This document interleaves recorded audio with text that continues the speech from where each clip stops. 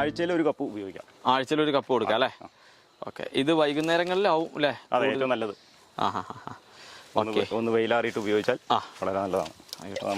നേരെ നമ്മൾ ചുവട്ടിൽ തന്നെയാണോ അതോ ലേശം വിട്ടിട്ട് ഒഴിച്ചു കൊടുക്കാം അല്ലേ? ലേശം വിട്ടിട്ട് ഇങ്ങനെ ഉപയോഗിച്ചോളാം. സുഹൃത്തുക്കളെ നമസ്കാരം. ഓർഗാനിക് കേരളത്തിൻ്റെ പുതിയ വീഡിയോയിലേക്ക് എല്ലാവർക്കും സ്വാഗതം. നമ്മളിന്ന് ഒരു നല്ലൊരു ജൈവ വളക്കൂട്ടാണ് നിങ്ങൾക്ക് പരിചയപ്പെടുത്തി തരുന്നത്. അപ്പോൾ ശിവദാസേട്ടനെ എല്ലാവർക്കും അറിയാം. ശിവദാസേട്ടൻ 1-2 തവണ ശിവദാസേട്ടൻ്റെ കൃഷി രീതികൾ നമ്മുടെ ഓർഗാനിക് കേരളത്തിലൂടെ തന്നെ വന്നിട്ടുണ്ട്. അദ്ദേഹത്തിൻ്റെ ഗജേന്ദ്ര ചേനയൊക്കെ ഒരുപാട് ആളുകളിലേക്ക് എത്തിക്കാൻ നമുക്ക് കഴിഞ്ഞിട്ടുണ്ട്. അപ്പോൾ ഇന്ന് നമ്മൾ ഉണ്ടാക്കുന്നത് ദശഗവ്യം എങ്ങനെയാണ് ഉണ്ടാക്കുക, അത് നമ്മുടെ കാർഷിക വിളകൾക്ക് എങ്ങനെ ഉപയോഗിക്കാം, ഇതാണ് നമ്മൾ ഇന്നത്തെ വീഡിയോയിലൂടെ നിങ്ങളുമായിട്ട് പറഞ്ഞു തരുന്നത്. അപ്പോൾ ശിവദാസേട്ടനെ പോലുള്ള ഒരു എക്സ്പീരിയൻസ്ഡ് ആയിട്ടുള്ള കർഷകൻ ഒരുപാട് കാലമായിട്ട് അദ്ദേഹത്തിൻ്റെ കൃഷിയിടത്തിൽ ഉപയോഗിക്കുന്ന ഒരു ജൈവ വളക്കൂട്ടാണ് ഈ ദശഗവ്യം. അപ്പോൾ ഈ ദശഗവ്യത്തിന് സത്യത്തിൽ ഒരു സസ്യത്തിന് വേണ്ട എല്ലാ മൂലകങ്ങളും എല്ലാ പോഷകങ്ങളും അടങ്ങിയിട്ടുള്ള ഒരു ജൈവ വളക്കൂട്ടാണ്. അപ്പോൾ അതിൻ്റെ കൂടുതൽ വിവരങ്ങൾ ശിവദാസേട്ടൻ നമുക്ക് പറഞ്ഞു തരും. അത് ഉണ്ടാക്കുന്ന രീതി എങ്ങനെയാണെന്നും അതെങ്ങനെയാണ് ചെടികളിലേക്ക് അല്ലെങ്കിൽ നമ്മുടെ വിളകളിലേക്ക് ഒഴിക്കേണ്ടതെന്നും രീതിയും അദ്ദേഹം കാണിച്ചു തരും. അപ്പോൾ നമുക്ക് ഒട്ടും വൈകാതെ നമ്മുടെ വീഡിയോയിലേക്ക് പോവാം. നമുക്ക് ഇതുവരെ തന്ന എല്ലാ സപ്പോർട്ടോടും കൂടെ ഉണ്ടാവുക. എന്താണ് ഈ ദശഗവ്യം? ഈ ദശഗവ്യം എങ്ങനെയാണ് സസ്യങ്ങൾക്ക് ഒരു ഉപകാരപ്രദമായ രീതിയിൽ മാറ്റി തീർക്കുന്നത്? 10 ദ്രവ്യങ്ങൾ അടങ്ങിയ ഒരു വളക്കൂട്ടാണ് ദശഗവ്യം. 10 ഇത് ഇറങ്ങി അല്ലേ?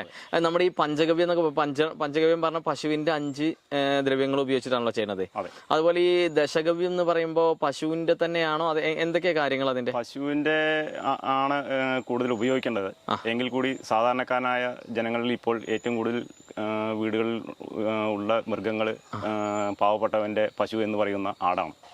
അപ്പൊ ആടിന്റെ ആട്ടും കാഷ്ടം ആടിന്റെ നമുക്ക് ഉപയോഗിക്കാം ദശഗവ്യം ഉണ്ടാക്കുമ്പോ അല്ലേ? ഇത് ശരിക്കും എന്താണ്, ഒരു വളർച്ചാ ത്വരകമാണോ? എന്താണ് ചെടികളെ സംബന്ധിച്ചിട്ട് ഇത് ഒഴിക്കുമ്പോ എന്താണ്? എല്ലാ ചെടികൾക്കും ഉത്തമമായ ഒരു വളക്കൂട്ടാണ്. അത് മാത്രമല്ല, അതിന് ഈ സാധനം ഉപയോഗിച്ച് കഴിഞ്ഞിട്ടുണ്ടെങ്കിൽ നല്ല ഗ്രോത്ത് ഉണ്ടാവും, വളർച്ച ഉണ്ടാവും ചെടികൾ. അതെല്ലേ? പിന്നെ കേടുകൾ വളരെ കമ്മിയായിട്ടേ കാണുന്നുള്ളൂ. അതാണ് ഇതിന്റെ പ്രത്യേകത. ഇത് അടിവളമായിട്ട് തന്നെയാണ് കൊടുക്കുക അതോ ഇലകൾ സ്പ്രേ എങ്ങനെ? രണ്ടും ഉപയോഗിക്കാം. അടിവളമായിട്ട് ഉപയോഗിക്കാം. ഇത് ലിക്വിഡ് ആക്കി സ്പ്രേയിൽ ഉപയോഗിച്ചാലും കുഴപ്പമില്ല. നേർപ്പിച്ച് വേണം ഉപയോഗിക്കാം. അതെ അല്ലേ? നേർപ്പിച്ചിട്ട് വേണം. നമ്മുടെ ജീവാമൃതമൊക്കെ ഉണ്ടാക്കുന്ന പോലെ നമ്മൾ എത്ര ദിവസം ഇത് വെക്കണം ദശഗവ്യം ആയിട്ട്? ഒരു 7 ദിവസങ്ങൾ ഇത് വെക്കണം. 7 ദിവസം നമ്മളിത് വെക്കണം അല്ലെ? 7 ദിവസത്തിന് ശേഷം നമുക്കിത് ഉപയോഗിക്കാൻ പറ്റുള്ളൂ. ഇത് നമ്മുടെ എല്ലാ വിള ഇപ്പൊ തെങ്ങടക്കമുള്ള വിളകൾക്ക് ഉപയോഗിക്കാമല്ലോ അല്ലെ? റബ്ബറിനടക്കം ഉപയോഗിക്കാം. അത്രയും. അപ്പൊ നമ്മളെ പച്ചക്കറി നല്ല പാല് കിട്ടും. തെങ്ങിനാണെങ്കിൽ നല്ല കായ പിടിക്കും. അതുപോലെ തന്നെ വാഴയ്ക്ക് നല്ല കായ കിട്ടും. അതല്ലേ? കിഴങ്ങ് വിളകൾക്കാണെങ്കിൽ നല്ല കിഴങ്ങ് വിളകൾ, നല്ല മുന്തിയ ഇനം തിരക്കില്ലാത്തൊരു വിളവ് കിട്ടും. അതെ അല്ലേ?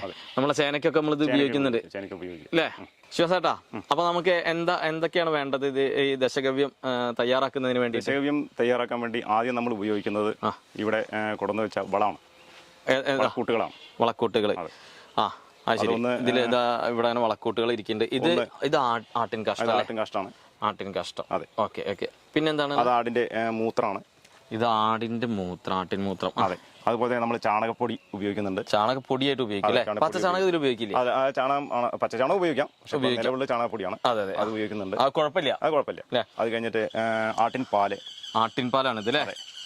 അവനവന്റെ കൃഷി ചെയ്യുന്ന ഭൂമിയിലെ മണ്ണ്, ഒരു പിടി മണ്ണ്, ഓർഗാനിക് നെയ്യ്, അതുപോലെ തന്നെ വെല്ലം, ശർക്കര. അത് കഴിഞ്ഞാൽ പിന്നെ നമ്മുടെ വീട്ടിലുണ്ടാകുന്ന പഴച്ചക്ക എന്ന് പറയുന്ന ചക്ക മാത്രം ഉപയോഗിക്കാവോ അതോ മറ്റു ഏത് പഴങ്ങൾ വേണമെങ്കിൽ ഉപയോഗിക്കാം?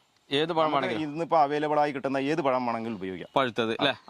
ചിലർ മഞ്ഞ നിറമാണെങ്കിൽ കൂടുതൽ ഇത്തിരി കൂടിയും ഇത് കിട്ടും, ഗുണം കിട്ടും. പക്ഷെ അളിയാൻ പ്രത്യേക ഒരു ഇതുള്ളതാണല്ലോ. ഇപ്പൊ ചക്കയായാലും അതുപോലെ തന്നെ മാങ്ങയായാലും അതുപോലെ തന്നെ ചെറുപഴ ആയാലും. അത് കഴിഞ്ഞാൽ പിന്നെ നമ്മൾ ഉപയോഗിക്കുന്നത് മോര്. അത് ഉപയോഗിക്കുന്നുണ്ട്. ഇതാണ് നമ്മൾ ഉണ്ടാക്കാനുള്ള വെള്ളം, ടാങ്ക്. എത്ര ലിറ്റർ ആണ് നമ്മൾ ഉണ്ടാക്കുക ശരിക്കും? അതില് ഒരു 100 ലിറ്ററിന്റെ ക്യാനാണ്. ഇതില് ഒരു 80 ലിറ്റർ വരെ നമുക്ക് ഇപ്പൊ ഉണ്ടാക്കുന്നുണ്ട്. അല്ലേ? കാരണം എന്താ വെച്ചാൽ ഇതിന്റെ അളവ് കറക്റ്റ് ആയല്ലേ നമ്മൾ നേർപ്പിക്കുന്ന അളവ് കറക്റ്റ് ആവുള്ളൂ അല്ലേ? ഇത് കുറച്ച് ഇല, അടുത്ത ഇലയാണ് ഇതിൽ ഉപയോഗിക്കുന്നത് അല്ലേ? ഇത് എന്തൊക്കെ ഇലയാണ് നമ്മൾ ഇതിനു വേണ്ടി ഉപയോഗിക്കുന്നത്? ഏറ്റവും കൂടുതൽ ഗുണം കിട്ടുന്ന ഇലയാണ് ചീമക്കൊന്നര ഇല. നല്ല ഇലയാണ് ചീമക്കൊന്നര. ശരി. ചീമക്കൊന്നര വേണം. പിന്നെ അത് കഴിഞ്ഞാൽ ഇതിന് ഈ രോഗം വെച്ചാൽ ഇതിൽ വല്ല കീടാണുക്കൾ വരാതിരിക്കാൻ വേണ്ടിയിട്ട് നമ്മൾ ഈ ഇല ഉപയോഗിക്കുന്നുണ്ട്. എലമംഗലം എന്നും പറയും അല്ലേ? എലമംഗലാണ്. അതുപോലെ തന്നെ വയന ഇല എന്നാണ് ശരിക്കും സത്യത്തിൽ അത്. അതെ. പിന്നെ കൊട്ടക്കള്ളിയുടെ ഇല ഉപയോഗിക്കുന്നുണ്ട്. കൊട്ടക്കള്ളി എന്ന് പറയുന്നത് മറ്റേ ഇതിന് വേറെ പേരുണ്ടല്ലോ. ഇതിന് കൊട്ടക്കള്ളി എന്നാണ് ഇതിന് നമ്മളിവിടെ പറയാ. എരിക്കല്ലത് ശരിക്കും എരിക്കിന്റെ ഇല എന്ന് പറയാൻ പറ്റില്ല, എരിക്ക് പറയണം. അതെ. ഇതെന്താ വെച്ചാൽ ഇതിന്റെ ഈ പാല് ഔഷധ ഗുണമുള്ളതാണ്. ഈ കായയുടെ അല്ലേ? അതെ. ഇത് വന്നിട്ട് ഈ ഇതില് കീടം വരാതിരിക്കാൻ ഒരു അത് വിഷം അറിയാം. ഇതിനൊരു പശയുള്ളതല്ലേ ഈ ചെടിയിലെ? ഒരു പശയുള്ള ചെടിയാണ്. ഓക്കെ. അതാണ് ഇതിന്റെ ഇതാണ് ഉപയോഗിക്കുന്നത്. ഇപ്പൊ നമുക്ക് 10 ആയി. അതെ, 10 അല്ലേ? എന്താ ഫസ്റ്റ് ചെയ്യേണ്ടത്? ഇതാണ് നമ്മളെ ഡ്രം. ഇത് എത്ര ലിറ്ററിന്റെ? 100 ലിറ്ററിന്റെ. 100 ലിറ്ററിന്റെ. ഓക്കെ. അപ്പൊ നമ്മൾ ഫസ്റ്റ് എന്താ ചെയ്യേണ്ടത്? നമുക്ക് ഇതില് ആട്ടുംകാട്ടം ഇടാം. ആട്ടിൻകാഷ്ടം അല്ലേ? അതെ, ആട്ടുംകാഷ്ടം ഇടാം. നാടൻ ആട്ടുംകാഷ്ടം. അത് നമ്മൾ ഈ 100 ലിറ്റർ ഉണ്ടാക്കുമ്പോഴേ എന്താണ് ഇതിന്റെ അളവ് എത്രയാണ്? 100 ലിറ്റർ പറഞ്ഞിട്ടുണ്ടെങ്കിൽ ശരാശരി ഒരു 5 കിലോനെങ്കിലും ഇടണം. 5 കിലോ ആട്ടുംകാഷ്ടം. അതുപോലെ തന്നെ 5 ലിറ്റർ മൂത്രം. ആടിന്റെ മൂത്രമാണ് അല്ലേ? അത് ശുദ്ധമായ, അതായത് കലർപ്പില്ലാതെ വെള്ളം ചേർന്നിട്ടില്ലേ? വെള്ളം. അത് കഴിഞ്ഞാൽ പിന്നെ നമ്മൾ വളപ്പൊടി അല്ലേ? വളപ്പൊടി നമ്മൾ ഏകദേശം 5 കിലോന്റെ അടുത്ത് വേണം. ഉണ്ടല്ലേ?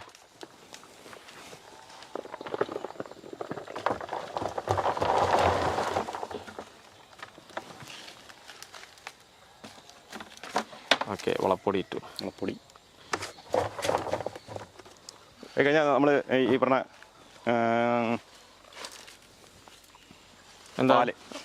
പാല് അല്ലേ? ആട്ടിൻ പാലാണ് ഇപ്പോൾ നമ്മൾ യൂസ് ചെയ്യുന്നത്. പശുപാലായാലും കുഴപ്പമില്ല അല്ലേ? ആട്ടുംപാലാണ്. ഓക്കെ.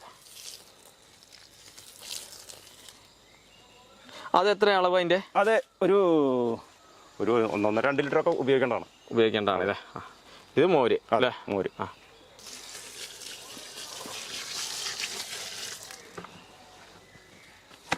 അതുപോലെ തന്നെ നെയ്യ് അനുപാതി ഉപയോഗിക്കാം അല്ലേ?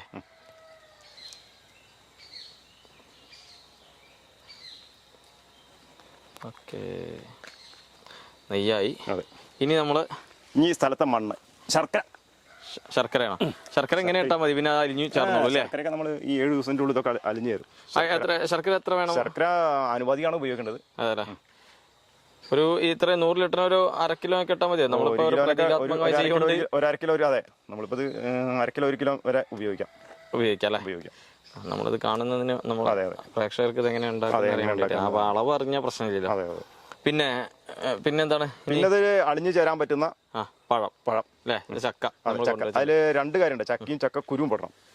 രണ്ടും പെടണം. കാരണം കുരുവില് അതിന്റെ പ്രോട്ടീൻ കൂടുതലുണ്ട്. അപ്പൊ ഈ 7 ദിവസം കൊണ്ട് ഈ കുരു അലിയില്ലല്ലോ? ചക്കക്കുരു എന്ന് പറയുന്നത് ഒരു കാര്യം ചെയ്യാം. വേണമെങ്കിൽ പയറുവർഗ്ഗങ്ങൾ, ഇരട്ടപ്പരിപ്പുള്ള പയറുവർഗ്ഗങ്ങൾ ഏത് ഉപയോഗിക്കാം. ഇഷ്ടംപോലെ ഈ സമയത്ത് ഈ സീസണിൽ കിട്ടുന്ന സാധനമാണ് ചക്കപ്പഴവും ചക്കക്കുരുവും. അപ്പൊ പിന്നെ അത് അല്ല, ഞാൻ ചോദിക്കണേ 7 ദിവസം കൊണ്ട് ആ കുരു അതിൽ അങ്ങനെ തന്നെ കിടക്കില്ല? അല്ല, കുരു അതിന് നമ്മൾ ഇളക്കണേ, നന്നായി ഇളക്കണം. അതപ്പോ ഒന്ന് ചതച്ചിടുകയാണ് വേണ്ടത്. അതല്ലേ? നമ്മള് പെട്ടെന്നാകൊണ്ട് പിന്നെ അതിനെ പൊട്ടിച്ചിടുന്നു മാത്രം. ഇതെങ്ങനെ ഈ തോലോടെയാണോ ഇടാറ്? തോലോടെ ഇതാണ്ടോ ചക്ക എങ്ങനെയാണ് പച്ചക്ക കൊണ്ട് അങ്ങനെ ആക്കിയാൽ പോരും. കണ്ടോ, രണ്ടും കഴിയും. കണ്ടോ, അങ്ങനെ കൊത്തിയാണ് ഉണ്ടായി. കണ്ടോ, ഒരു പ്രശ്നമില്ല. അതാണ് ഈ ചക്ക ഉപയോഗിക്കാൻ കാരണം. അതല്ലേ? പച്ചക്കത്തെ യഥേഷ്ടമുണ്ട്. അപ്പൊ അത് ആ കുരു ശരിക്കും ചതച്ചിടേണ്ടതാണ്. കുരു ശരിക്കും ചതച്ചിടേണ്ടതാണ്. കാരണം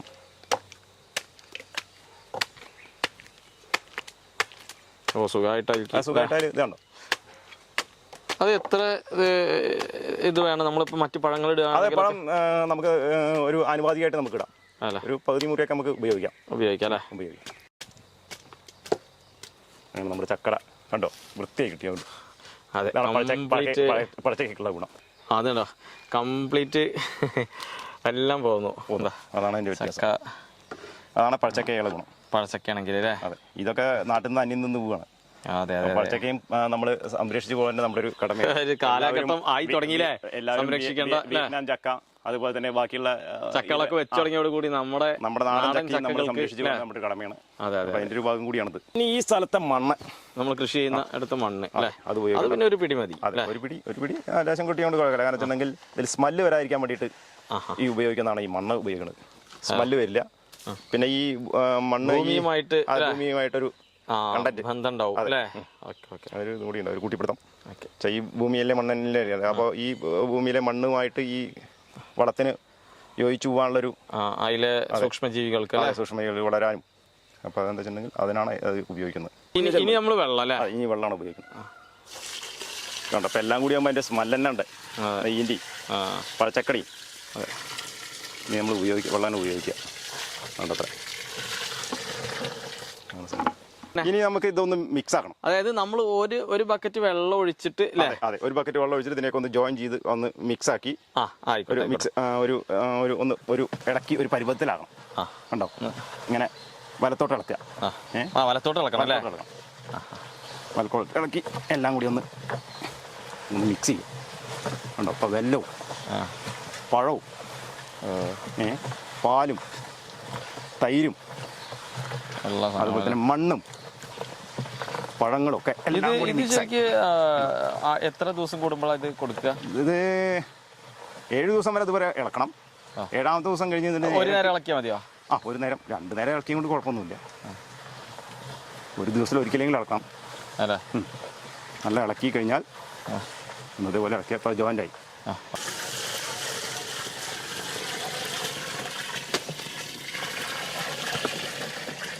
ഇല ഇടാൻ പോകും. അപ്പം എന്നാ ഇല ഇട്ടോളി. ഇല നമ്മളെങ്ങനെ ആദ്യം ചീമക്കൊന്നയുടെ ഇലയാണ് ഇടാൻ പോകുന്നത്. ഫസ്റ്റ് ഇല അല്ലേ? ചീമക്കൊന്നയുടെ ഇല ചെറുതായിട്ട്. ഓക്കെ. അപ്പോൾ ഇതിങ്ങനെ അരിഞ്ഞിട്ടായി അല്ലേ? അരിഞ്ഞിട്ടാൽ മതി. ഇത് ശരിക്ക് കൃഷിക്ക് എല്ലാവരും ഭയങ്കര തോലായിട്ട് നമ്മളെ പണ്ട് പാടത്തൊക്കെ അല്ലേ കണ്ടമാനം തോലായിട്ട് ഉപയോഗിച്ചിരുന്നതാണ്. ഇത് കോലോടെ തന്നെ ഇടാം അല്ലേ? അതെ, അതുപോലെ തന്നെയാണ് നമ്മൾ ഇലമംഗലത്തിൻ്റെ മറ്റേ വയനയില ഇലമംഗലം എന്ന് ഇവിടെ പറയും അല്ലേ? ഇതിനൊരു പ്രത്യേക സ്മെല്ല് തന്നെ ഉണ്ട് അല്ലേ? ഈ പുഴുക്കളൊന്നും ഇതിൽ വരാതിരിക്കാൻ വേണ്ടിയിട്ടാണ്. അതുപോലെ തന്നെ പുഴുക്കളും മറ്റുള്ള ഇതൊന്നും വരാതിരിക്കാൻ വേണ്ടിയിട്ട് നമ്മൾ ഇത് നമ്മളെ കൊട്ടക്കള്ളി എന്നാണ് ഇവിടെയൊക്കെ പറയുക. ഇതിൻ്റെ കണ്ടോ, ഇതിൻ്റെ ഗുരുവുണ്ട്, ഭയങ്കര എഫക്റ്റാണ്. ഇതിൻ്റെ ഇല ഇത് വിടാം. അതെ. ഇനി ആവശ്യത്തിന് നമുക്ക് ഏകദേശം ഇൻഗ്രീഡിയൻസ് ഒക്കെ അതെ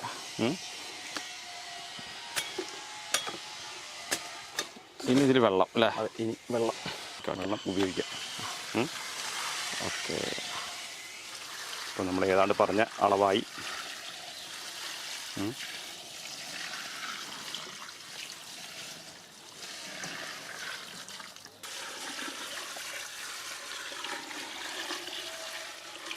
ആനുപാതികം വെള്ളമായി അല്ലേ? ഇനി നമുക്ക് ഫൈനലായിട്ട് ചണച്ചാക്ക് വയ്ക്കാം. ചണച്ചാക്കായിട്ട് കെട്ടി വെക്കണം അല്ലേ? കാരണം ഇതിലെ സൂക്ഷ്മജീവികളുടെ വളർച്ചയ്ക്ക് ചണച്ചാക്കാണ് ഉത്തമം. പ്ലാസ്റ്റിക് ഒരു കാരണവശാലും ഉപയോഗിക്കരുത് അല്ലേ? ഇതേപോലെ വെച്ച്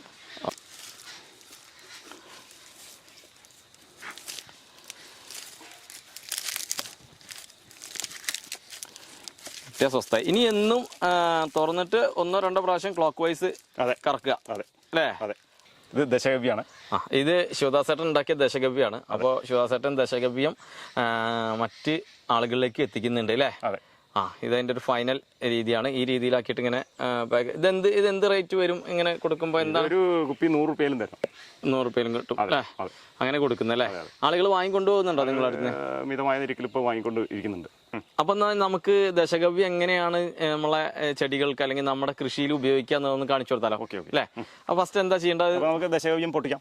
ആയിക്കോട്ടെ. സീൽഡ് സാധനമാണ്. ഇതാണ് ദശഗവ്യം പറഞ്ഞ സാധനം. ആയിക്കോട്ടെ, ഒഴിച്ചോളൂ. ഓക്കെ.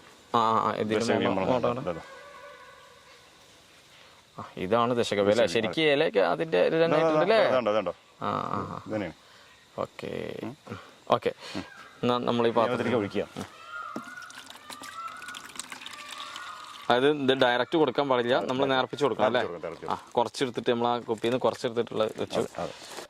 ഇനി നമ്മള് ഇതിലേക്ക് വെള്ളം ചേർത്ത്. അതെ അല്ലേ? ഇപ്പൊ ഇതിൽ ഏകദേശം എത്ര ദശഗവ്യം ഒഴിച്ചിട്ടുണ്ടായിരിക്കും? എത്ര ml ഒഴിച്ചിട്ടുണ്ടായിരിക്കും? 300 ml ഉണ്ടാവും. 300 ml ഉണ്ടാവും അല്ലേ? Okay okay. അതൊരു 10 ലിറ്ററിന്റെ ബക്കറ്റ് അല്ലേ? അതിലേക്ക് നമ്മൾ ഫുൾ വെള്ളം ഒഴിക്കുകയാണ്. കണ്ടോ, നല്ല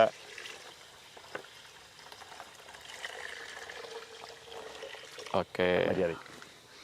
നമ്മളെ ചെടികൾക്ക് കൊടുക്കാൻ പോവാണ് അല്ലേ? കൊടുക്കാൻ പോവാണ്. ഓക്കെ. ഇതവിടെ ചേനയൊക്കെ റെഡി ആയിട്ടുണ്ട്. ഇത് എങ്ങനെയാണ് ഇത് കൊടുക്കുന്ന രീതി? ആഴ്ചയിൽ 1 കപ്പ് ഉപയോഗിക്കാം. ആഴ്ചയിൽ 1 കപ്പ് കൊടുക്കാം അല്ലേ? ഓക്കെ. ഇത് വൈകുന്നേരങ്ങളിലാവും അല്ലേ? അതെ, ഏറ്റവും നല്ലത്. ഒന്ന് വെയിലാറിയിട്ട് ഉപയോഗിച്ചാൽ വളരെ നല്ലതാണ്. നമ്മൾ അത് നേരെ നമ്മൾ ചുവട്ടിൽ തന്നെയാണോ അതോ ലേശം വിട്ടിട്ട് ഒഴിച്ചു കൊടുക്കാം അല്ലേ? ലേശം വിട്ടിട്ട് ഇങ്ങനെ ഉപയോഗിച്ചു കൊടുക്കാം. ഗജേന്ദ്ര ചേനയാണ് അല്ലേ? ഇത് ഇതേപോലെ തന്നെ നമുക്ക് കമുക് പോലെയുള്ള സാധനങ്ങൾക്കൊക്കെ കൊടുക്കാമല്ലോ അല്ലേ? അതെ. കമുങ്ങിനൊക്കെ കൊടുക്കുമ്പോഴേ കവുങ്ങിനൊക്കെ കൂടുമ്പോൾ ഒരു 2 കപ്പ് നമുക്ക് ഉപയോഗിക്കാം. 2 കപ്പ് കൊടുക്കാം അല്ലേ? അതെ. ഒന്നിന്റെ നേരെ താഴെ വെച്ച് കൊടുക്കാം. ലേശം വിട്ട്.